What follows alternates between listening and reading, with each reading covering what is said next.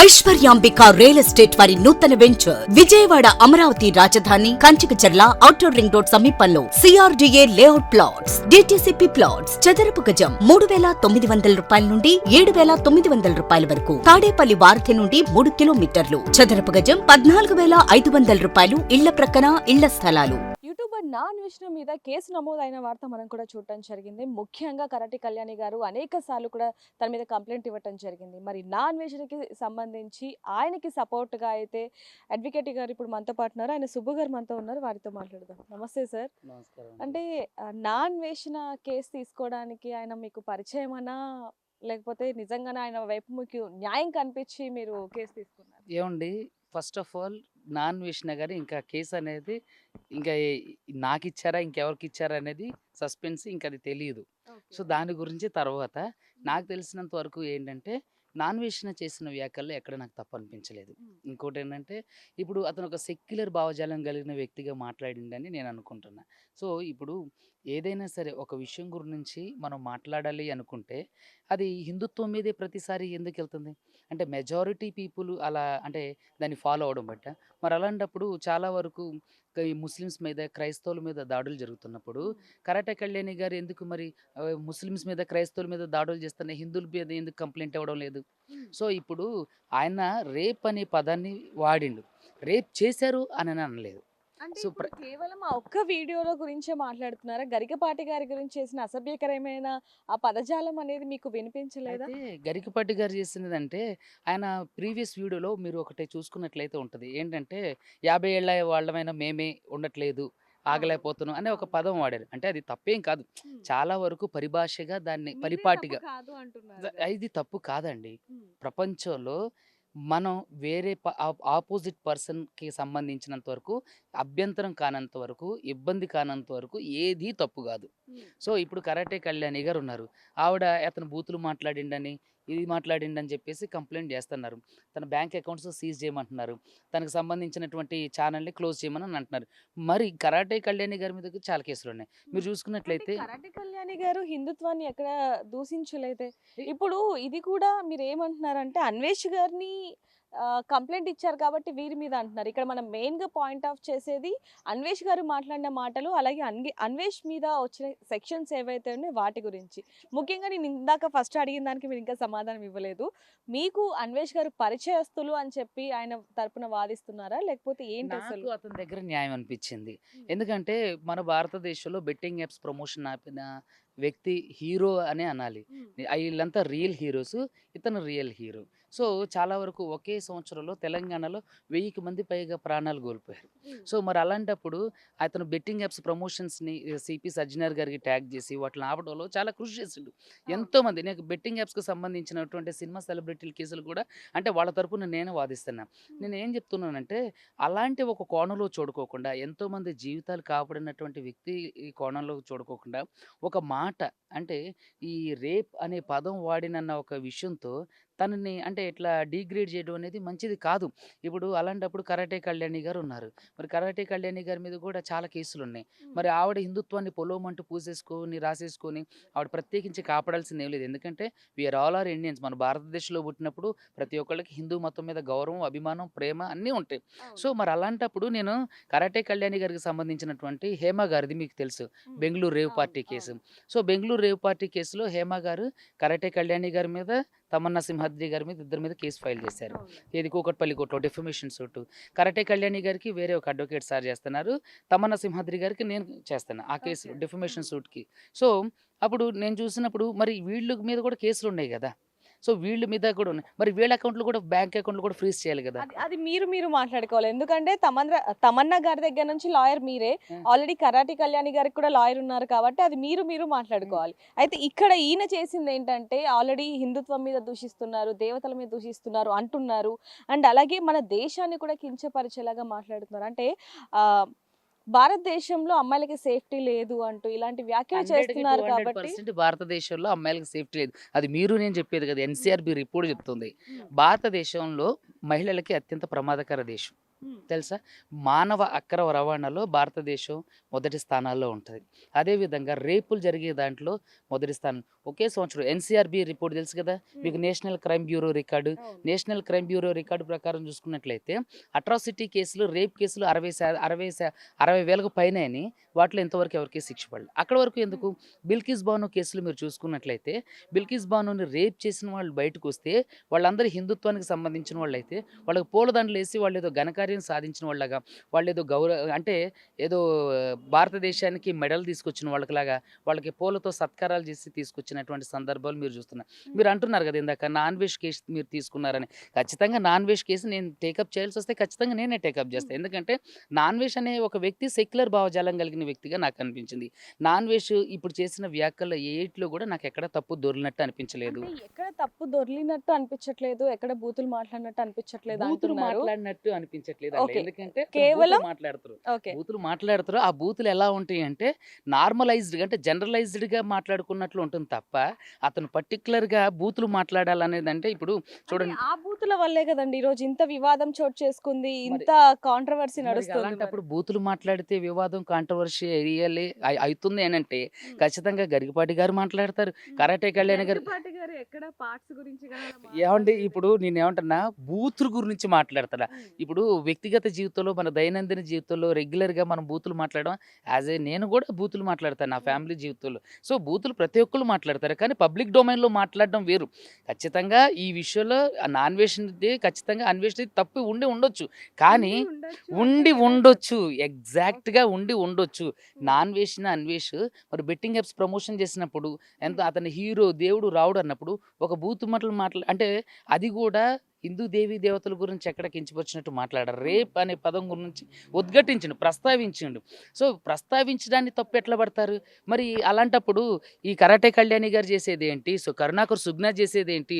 అందరికంటే ఈ ముసలి సన్యాసి ఒక ఆయన ఉన్నారు కదా, రాధా మనోహర్ దాస్ అయితే అసహ్యమైన బూతులు ఇవన్నీ మాట్లాడతారు. మరి అతని మీద ఎన్ని కేసులు రావాలి? అతన్ని ఎంతమంది దూషించాలి? అసలు అతను అయితే అండమాన్ జైల్లోనే వెయ్యాలి. మరి వాళ్ళ మీద కూడా కేసులు ఉన్నాయి, అది కూడా కానీ మనకి ఆ ఇంతవరకు విషయం వాటి కూడా మీద మనకి తెలుసు. వాళ్ళ మీద కేసులు ఉన్నాయి, కానీ ఇంతవరకు అవి ఎక్కడ? ఇప్పుడు మీకు లీగల్ ఎయిడ్ సరోజిని భాస్కర్ గారు ఉన్నారు, ఆవిడ కరాటే కళ్యాణి గారి మీద కేసు ఫైల్ చేశారు. ఏమైంది ఆ కేసు? ఇప్పుడు పాస్టర్ అజయ్ బాబు ఉన్నారు, కరుణాకర్ సుగ్నా మీద, రాధా మనోహర్ దాస్ మీద, వీళ్ళందరి మీద కేసు వేశారు. తర్వాత ముస్లిం మైనారిటీకి సంబంధించి ఆయన ఉమర్ సాహెబ్ ఎవరో ఉన్నారు, వాళ్ళు కూడా మన రాధా మనోహర్ దాస్ మీద కేసులు ఫైల్ చేశారు. మరి వాటికి సంబంధించినటువంటి డీటెయిల్స్ ఏవి, వాళ్ళ మీద ఏం యాక్షన్ తీసుకున్నారు? మరి ఈరోజు ఆయన ఒక బూతు మాట మాట్లాడినందుకు ఆయన అకౌంట్లో ఫ్రీజ్ చేయాలని చెప్పి కరాటే కళ్యాణి గారు మాట్లాడుతున్నారు. మరి కరాటే కళ్యాణి గారు అకౌంట్లు కూడా సీజ్ చేయాలి కదా ఆమె మీద ఉన్న కేసులకి. మరి ఆవిడకి ఎక్కడి నుంచి డబ్బులు వస్తున్నాయి? కరాటే కళ్యాణి గారు వాస్తవంగా నాకు పరిచయం, నాతో చాలా మంచిగా ఫ్రెండ్లీగా మాట్లాడారు. అలా అని చెప్పేసి నేను ఆవిడ మంచిది అని సర్టిఫికేట్ ఇవ్వలేను కదా. ఎవరు ఇవ్వాలి? ఆమె వ్యక్తిగతాన్ని వెనకాల బ్యాక్గ్రౌండ్ చూసి మనం ఆవిడ మంచిదా కాదని డిసైడ్ చేస్తాం. సో ఆవిడ మంచిదా కాదు ఇక్కడ పక్కకు పెడితే ఆవిడ అకౌంట్లు కూడా సీజ్ చేయాలి. ఆవిడ కూడా బూతులు మాట్లాడింది, ఆవిడ మీద కూడా కేసులు ఉన్నాయి. మరి రాధా మనోహర్ దాస్ అకౌంట్లు కూడా సీజ్ చేయాలి, అతని మీద చాలా కేసులు ఉన్నాయి. ముస్లిం మైనారిటీలు పెట్టినవి ఉన్నాయి, క్రిస్టియన్ మైనారిటీస్ పెట్టినవి ఉన్నాయి, తర్వాత జనరలైజ్డ్ పబ్లిక్ పెట్టినవి ఉన్నాయి. మరి ఇలాంటివన్నీ చూసుకుంటే మరి వీరి మీదే ఎందుకు ఒక వర్గం మీద మాత్రమే దాడి జరుగుతుంది? అంటే ఎవరు ఏ తప్పు చేసినా సరే హిందుత్వాన్ని ముసుగు కప్పేసుకుంటే సరిపోతుందా? మీరు నిజంగా అయినా హిందువులు అయితే మరి క్రైస్తవ మిషనరీస్ పైన, తర్వాత అదేవిధంగా ముస్లిం మైనారిటీస్ మీద గొడవలు జరిగినప్పుడు వాళ్ళని కొట్టి హింసించి చర్చిలు కూల్చేసినప్పుడు మరి వీళ్ళందరూ నడుం కట్టుకొని అక్కడ అన్యాయం చేసిన హిందువుల మీద ఎందుకు కంప్లైంట్ చేస్తలేరు? మీరు మానవ సేవ గతంలో చూడొచ్చు, హిందువుల మీద జరిగిన అఘాయిత్యాలు కావచ్చు, లేకపోతే దారుణాల మీద అనేక మంది కూడా స్పందించడం జరిగింది, వాళ్ళకి ఎదురెళ్ళి కూడా మాట్లాడడం జరిగింది. ఆ విషయం మీకు కూడా తెలుసు. అయితే ఇక్కడ ముఖ్యంగా చూసుకుంటే అన్వేష్కి సంబంధించి మీరు ఇందాక అన్నట్టుగా బెట్టింగ్ యాప్స్లో అతను 2 తెలుగు రాష్ట్రాలని కూడా ఒక ఊపు ఊపాడు. ఈరోజు బెట్టింగ్ యాప్ కొంచెం ఆగింది అంటే ఆయన కారణంగానే. ఇందాక మీరు అన్నట్టుగా దేవుడు అన్నట్టుగా, మరి దేవుడు ఇలాంటి పదాలు వాడచ్చు అంటారా? దేవుడు అని నేను అనలేదే ఎక్కడ. నేనేమన్నానంటే దేవుళ్ళా చూస్తారు అన్నారు. లాగా వేరు, దేవుళ్ళలాగా. దేవుడు వేరు. అబ్బో చాలా పర్యాయ పదం ఉందండి బాబు దాంట్లో. ఇప్పుడు వ్యత్యాసం దేవుళ్ళలాగా అన్నారు కదా, చూడండి. మరి దేవుళ్ళలాగా ఉన్న వ్యక్తి ఇలాంటి మాటలు చూడండి, మాట్లాడచ్చు అంటారా? దేవుళ్ళలాగా చూడాలి. ఏది బెట్టింగ్ యాప్స్ ప్రమోషన్స్ లో కోల్పోయిన వాళ్ళు, బెట్టింగ్ యాప్స్ ప్రమోషన్స్ వాళ్ళ జీవితాల్లో అంటే కోల్పోకుండా ఆగిపోయిన వాళ్ళు ఖచ్చితంగా దేవుళ్ళకి కాపాడినప్పుడు, ఒక తప్పు మాట మాట్లాడినప్పుడు ఒక వ్యక్తి, ఇప్పుడు no one can perfect in this world, ఎవరు కూడా ఈ ప్రపంచం ప్రపంచంలో ఈ సృష్టిలో పర్ఫెక్ట్ అయిన వ్యక్తులు ఎవరూ లేరు. ఈవెన్ నేనైనా సరే. సో మనలో ఉన్న పాజిటివిటీ ఏదైతే పాజిటివ్ థింగ్ ఉందో దాన్ని మాత్రమే తీసుకోవాలి. ఇప్పుడు ఫర్ సపోజ్ మనం ఉప్పల్ బాలు ఉన్నాం. ఉప్పల్ బాలుని మనం ఎంటర్టైన్మెంట్గానే తీసుకుంటాం. అలాగే అన్వేషణ కూడా ఎంటర్టైన్మెంట్గానే తీసుకోవాలి. అతను ఇన్స్పిరేషన్గా తీసుకోవాల్సిన వ్యక్తులు ఎవరు ఉంటారు? మోడీ గారు లాంటి వాళ్ళు. మోడీ గారు కూడా కాదనుకోండి నా దృష్టిలో. ఎవరైనా గొప్ప గొప్ప వ్యక్తులు ఉన్నారు కదా, అలాంటి వాళ్ళని మీరు ఇన్స్పిరేషన్గా తీసుకోండి. సో ఇతను బూతులు మాట్లాడడం వల్ల ఎవరికి నష్టం జరిగింది, ఎవరికి ఇబ్బంది జరిగింది, దానివల్ల ఎవరైనా నష్టపోయారా, కోట్లలో ఏమైనా జరిగినా? కానీ బెట్టింగ్ యాప్స్ ప్రమోషన్ ఆపడం వల్ల ఎంతోమంది జీవితాలు బాగుపడ్డాయి. ఇండియాలో బెట్టింగ్ యాప్స్ మీద రిస్ట్రిక్షన్స్ పడ్డాయి, బెట్టింగ్ యాప్స్ పూర్తి స్థాయిలో ఆపేయబడ్డాయి, ఎంతోమంది జీవితాలు కాపాడబడ్డాయి, ఆర్థిక స్వావలంబన జరిగింది, ఆర్థిక నేరాలు పాల్పడుకోకుండా ఉంది. సో అలాంటప్పుడు ఇదంతా ఏంటంటే ఇది కావాలని అన్వేష్ ఎవరి మీద అయితే బెట్టింగ్ యాప్స్ ప్రమోషన్ చేసిన వాళ్ళ మీద కేసులు చేయించిండో వాళ్ళందరూ కలిసి ఇతని మీద చేస్తున్నటువంటి దాడి కుట్రలాగా అనిపిస్తుంది తప్ప ఇంకోటి ఏం లేదు. ఇప్పుడు వరకు కూడా అన్వేష్ మీద ఎన్ని కేసులు నమోదయ్యాయి ఏంటండి అసలు? ఇప్పుడు వరకు అయితే పంజాగుట్ట పిఎస్లో ఒక కేసు నమోదైందండి. తర్వాత ఇప్పుడు నార్సింగి పిఎస్లో ఒకళ్ళు కంప్లైంట్ పెట్టారు. తర్వాత ఏమని కంప్లైంట్ ఇచ్చారు? అదే ఇలాగే ఈవిడ మా హిందుత్వ దేవీ దేవతల్ని అగౌరవపరిచిండు. సో కాబట్టి అతన్ని ఇండియాకి తీసుకురండి, ఎంబసీ నుంచి అతన్ని రెడ్ కార్ నోటీస్ ఇష్యూ చేసి తీసుకురండి. వీళ్ళ దగ్గర ఆ అధికారాలు ఎక్కడున్నాయి? సో ఈరోజు నార్సింగి పోలీస్ స్టేషన్లో ఒక కంప్లైంట్ రైజ్ అయిందని చెప్పి ఇన్ఫర్మేషన్ వచ్చి వెళ్తే ఇంకా అది పోలీసుల దృష్టికి రాలేదని తెలిసింది. సో ఇవ్వడానికి వెళ్తున్నారు. అదేవిధంగా కూకట్పల్లి పోలీస్ స్టేషన్లో ఒక కంప్లైంట్, మాదాపూర్ పోలీస్ స్టేషన్లో కంప్లైంట్ ఇచ్చారని చెప్పి తెలిసింది. ఐ డోంట్ నో, ఇంకా దాని గురించి డీటెయిల్స్ తెలియదు. ఇప్పుడు పంజాగుట్టలో ఇచ్చిన కంప్లైంట్లో అసలు ఏమేమి సెక్షన్స్ పెట్టారు ఏంటి అసలు? ఐటీ సెక్షన్స్ పెట్టారండి, కమ్యూనల్కి సంబంధించిన సెక్షన్స్ పెట్టారు. అవన్నీ కూడా నాన్ కాగ్నిజబుల్ సెక్షన్స్.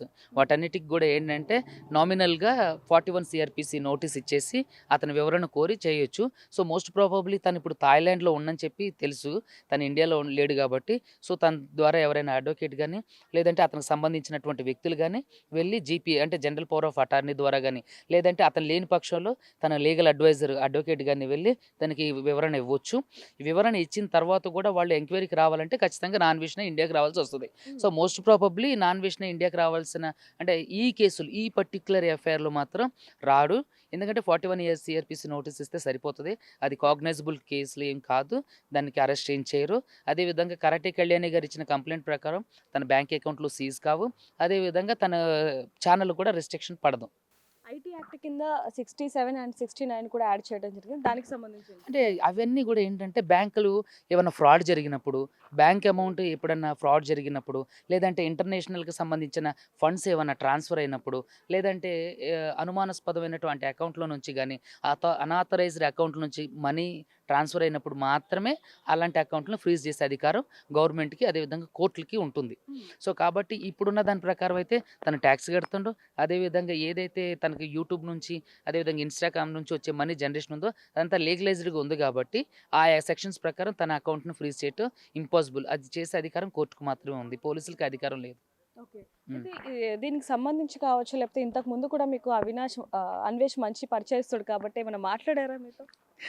సస్పెన్స్ అండి ఈ విషయాన్ని, దయచేసి మీరు అంటే జస్ట్ నార్మల్ గా చెప్పండి, ఎప్పుడైనా మాట్లాడారా? ఎందుకంటే ఆల్రెడీ మీరు ఎప్పుడు కాంటాక్ట్ లోనే ఉంటారు, కాకపోతే ఈ ఇష్యూకి సంబంధించి ఈ పోలీస్ స్టేషన్ ఇష్యూస్ కావచ్చు వీటి గురించి సంబంధించి ఏమైనా మాట్లాడారా? నాతో నేను ఎప్పుడు మాట్లాడలేదండి. అంటే సీరియస్లీ నిజంగా చెప్తున్నా, ఆయనతో నేను ఎప్పుడు మాట్లాడలేదు. సో నాకు ₹1 ఇచ్చారని ప్రచారం కూడా చేస్తున్నారు ఆల్రెడీ మన అంటే సహోదరులు. మీరే కొంతమందితో చెప్పినట్టు కూడా వాళ్ళు మాకు చెప్పడం జరిగింది, మాతో కూడా అన్నారు అన్వేష్ మాకు అది మంచి ₹1 పరిచయస్తులు ఇస్తే అని చెప్పి. మరి అలాంటప్పుడు మీతో మాట్లాడకుండా ఎలా ఉంటుంది? అంటే ఇక అదంతా దేవుడికే తెలియాలి. నాతో అయితే ₹1 అన్వేష్ నాకు ఇచ్చింది అన్నదంతా అసలు బోటుకు. ₹1 అనేది పక్కన పెడదాము, మీరు ఆయనకి పరిచయస్తులు కదా, మరి ఏమైనా మాట్లాడారా ఈ కేసుకు సంబంధించి? అంటే ఏంటి అసలు? పరిచయస్తులు ఏం కాదండి, తెలీదు నాకు ఆయన. లేదు కాదు తెలీదు. తెలియకుండానే ఇప్పుడు ఆయనకి సంబంధించి కేసు మాట్లాడుతున్నారా? ఎక్కడెక్కడ ఏ పోలీస్ స్టేషన్ లో ఏ కేసు నమోదైందనేది అంటే మాట్లాడుతున్నారా? మరి జర్నలిస్ట్ మీరు? గా ఒక సివిలియన్ గా అదేవిధంగా ఒక సెక్యులర్ భావజాలం కలిగినటువంటి అడ్వకేట్ గా ఎవరైనా సరే సెక్యులర్ గా మాట్లాడుతున్నారంటే వాళ్ళని ప్రొటెక్ట్ చేయాల్సిన బాధ్యత నాకు ఉంది కాబట్టి జస్ట్ నా ఓన్ ఇంటెన్షన్ క్యూరియాసిటీతో చెప్తున్నా అంతే. అంటే ఫేమ్ అవ్వాలన్న ఇదితో చేస్తున్నారా ఆయన ఇదంతా? already లేకపోతే ఏమండి అంటే ఎందుకంటే నాకు ఫస్ట్ లో కూడా మీరు చెప్పారు, కాల్లో కూడా చెప్పారు, ఇందాక కూడా నేను అడుగుతున్న ప్రశ్నకి మీరు ఆ సమాధానం అనేది డైవర్ట్ చేస్తున్నారు. ఇప్పుడు నిజం చెప్పండి. లేదండి, ఆయన నాకు అంత పరిచయం లేదు. సో నాకు అతని గురించి గానీ, అతనికి సంబంధించి గానీ ఎటువంటి వివరాలు గూడా నాకు తెలీదు. అతనితో నేనెప్పుడు మాట్లాడింది లేదు. సో చూస్తున్నాం కదా నాన్-వెజ్ మీద అయితే ఇవన్నీ కూడా కేవలం ఎవరైతే బెట్టింగ్ యాప్స్‌కి సంబంధించి వాళ్ళందరూ కూడా ఇదంతా కావాలనే చేశారో అతని మీద కుట్రతోనే అతని మీద పదే పదే ఈ హిందుత్వానికి సంబంధించి రెచ్చగొడుతున్నారు అంటూ కూడా అతని తరపున వాదిస్తున్న అంటే ఇప్పుడు లాయర్స్ ఎవరైతే ఉన్నారో సుబ్బు గారు అయితే ఈ విషయం చెప్తున్నారని చెప్పొచ్చు. దీనికి సంబంధించి కూడా మరిన్ని వివరాలు తెలుసుకుందాం. మరిన్ని వార్తల కోసం చూస్తూనే ఉండండి బిగ్ టీవీ. కెమెరామెన్ కృష్ణతో రిపోర్టర్ దేవిక, హైదరాబాద్.